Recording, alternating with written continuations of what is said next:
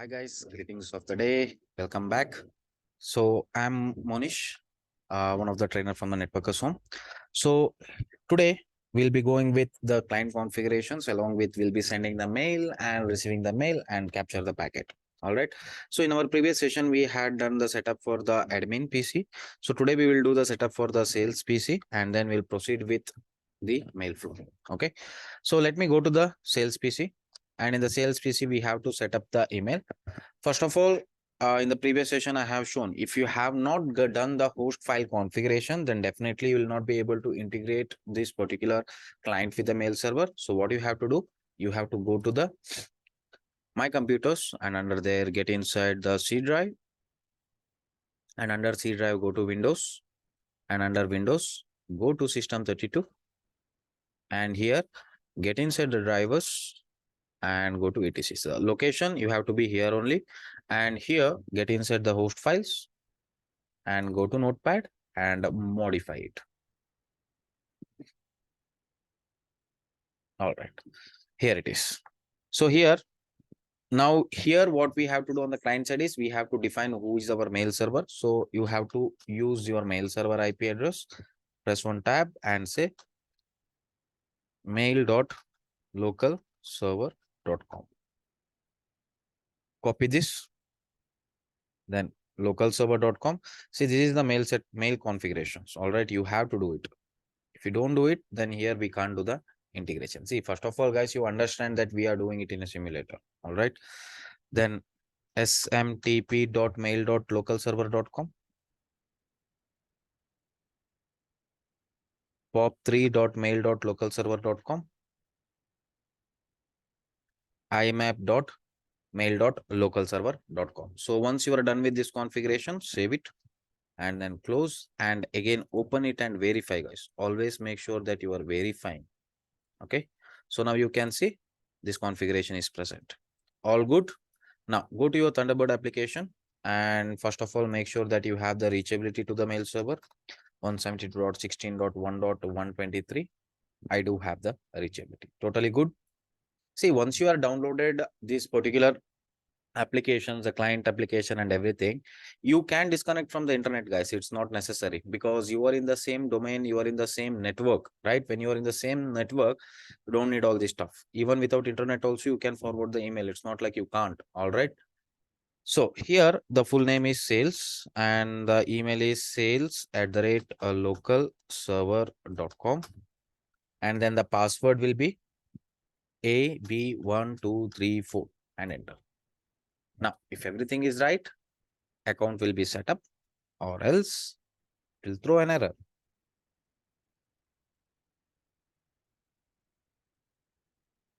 See, configuration found by trying common server names.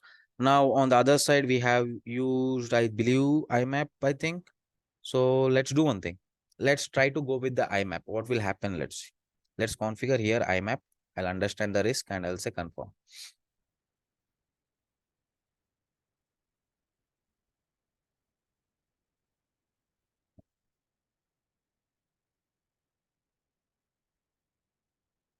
See, earlier, see, sometimes this part might depend upon what kind of OS you are using, the resources and everything. See, last time when we did the same configuration for the admin, immediately it selected, what do you say? The configuration was set up, IMAP was set up.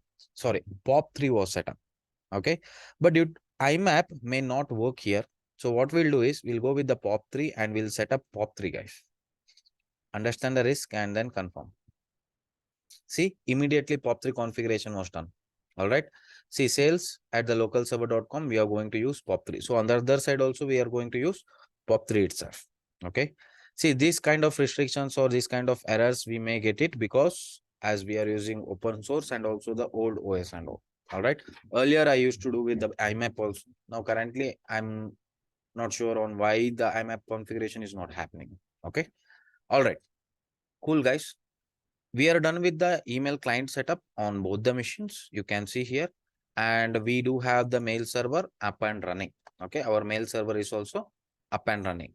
Now, what we'll do is I'll capture a packet on this interface As this is connected to the internet, we may find some unnecessary packets also, but we'll filter out for a particular packet, which is SMTP or POP3 or IMAP. So I'll capture here. All right, TCP dump listening. And also I'll capture here.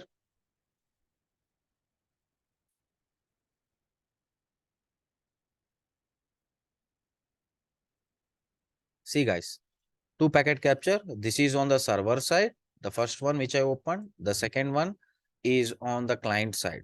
Okay. And one more packet capture I'll do on this interface.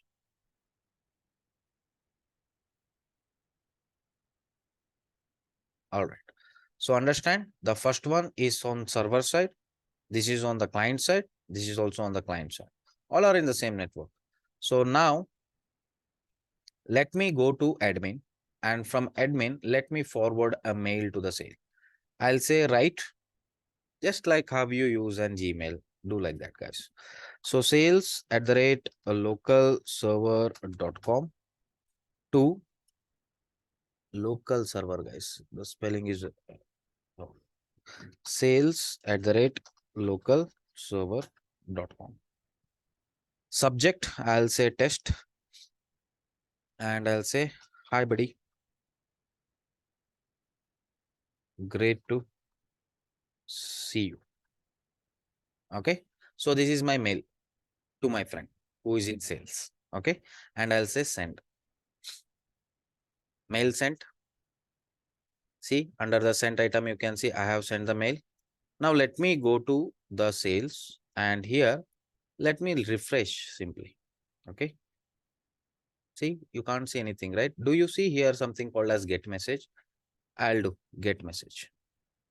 Now do you see I have the message here? I fetched it. See, this is how we capture and see everything. Let me pause the packet capture. Let me pause the packet capture. Let me pause the packet capture. All right.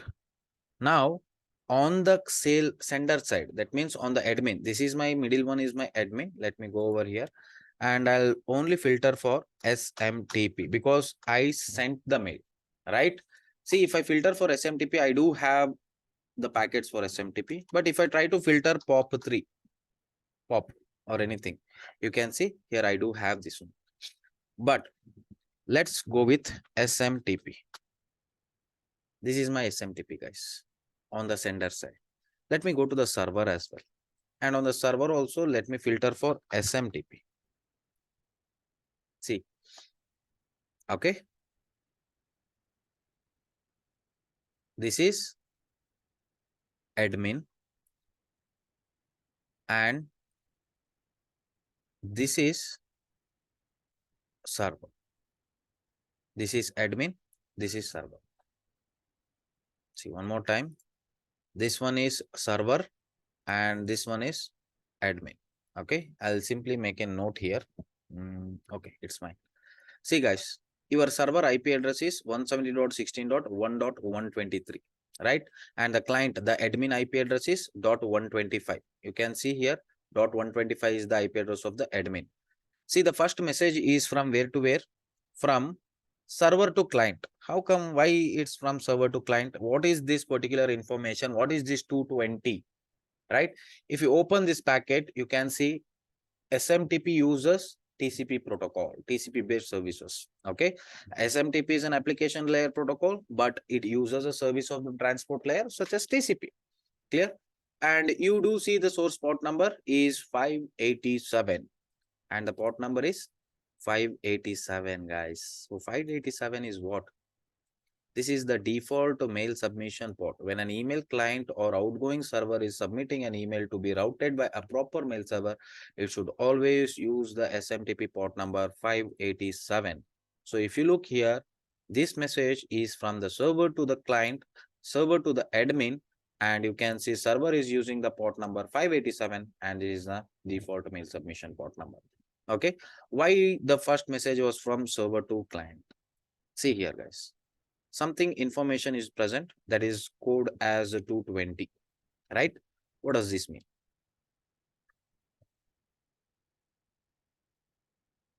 You see here, we have SMTP commands and we have SMTP codes.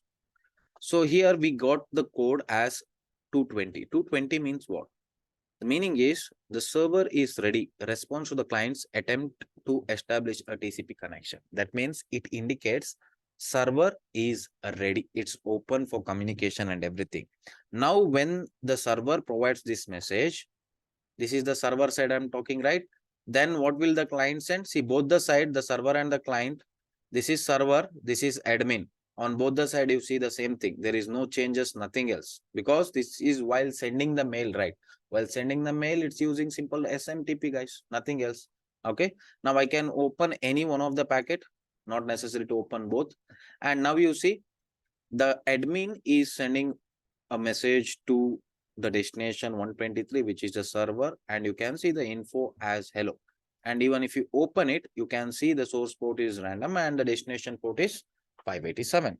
So if you see the port number 587, understand that you are sending it to the mail server and you are using the protocol SMTP, and SMTP is a TCP based protocol. All right. So here the code is hello. This is not code now. See, there are two things, SMTP commands and SMTP response codes. Okay. So now earlier the first response code was given by the server mail server. See, receivers mail server SMTP server. You understand that the mail server will provide you one code stating 220, which says that server is ready. Once the server is ready, your client is sending one command. The command was EHLO, hello. An alternative command to start the conversation, underlying that the server is using the extended SMTP protocol. Okay, if it's hello, it's the first SMTP command. It starts the conversation identifying the sender servers and is generally followed by its domain name. Now, if you look at this particular packet capture, see first hello, then again the server will respond with the response codes. See, server communicate with the client with the help of a response code. And what is the response code? 250. 250, the requested command is completed. As a rule, the code is followed by okay. See, guys, this is how the things work. All right.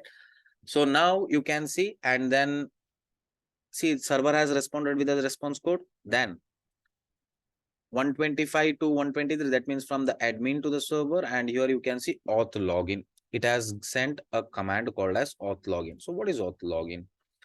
Auth login means, guys, see here I haven't mentioned. Auth login means now before sending a mail, I should authenticate myself with the server, right? Who is what is my username and the password and everything. So you see here user and the password, all these things. This is authentication. It's doing the authentication. Do we have the code here? 334, 334, 334. I don't see. Okay. See guys, but you can search in the Google and find out like what is the response code and everything. Then you can see here again it's a response responded with 235. Do we have 235 here? Yes, authentication successful. See here guys, the thing is here the client is sending its login credentials and everything for the authentication purpose, and you can see the user and all these things, right? It's encrypted, kind of like encrypted. If I open this and if I go to SMTP, see username is kind of encrypted. And once the authentication is successful, you will get a response code from the server as 235, which states as authentication successful, response to auth. Understood? So this is how the mail server and the client will communicate with each other. This is while sending the mail. And you know here 250 means, see the response code 250, the requested command is complete. As a rule, the code is followed by okay. So basically, the server will communicate with the response code and the clients will communicate with the commands. All right. See data, recipient to means address. You can see here recipient to, it identifies the recipient of the mail in order to deliver similar messages to multiple users. This command can be repeated multiple times. All right. So this is how on the sender side. Now we are only talking about the sender, guys. So now here you can see from here to here, I send the mail from admin to sales. All right. But it will not go directly. Always your mail will go to your mail server first. So while sending the mail, it used a protocol called SMTP. And this is how the communication happens. This is how what the response codes and the commands are followed between your admin, or you can say between the client and the mail server, guys. This is the communications. Once everything is successful, right, then only it will forward the mail. If you look at this packet, see, once everything is set, 250 is okay, recipient is 250 means okay, and everything done. Once all the communication is done, it will send the mail and then it will finally say goodbye. That means I'm done. I have sent. See here, okay, sent, done. All right. So this is how the communication happens. 354, do we have the response code? 354, see here, the server confirms mail content transfer, response to data. After that, the client starts sending the mail, terminated with the period. Understood? So after these communications, then your mail will be sent, guys. Understood? All right. So that's it on this part. Today we have seen how SMTP communication happens between the client and the mail server. So in the next session, we will see on the receiver side, how we will fetch the mails, and we will see how POP3 works and all. Okay. So thank you, guys. Have a great day. Bye. Take care.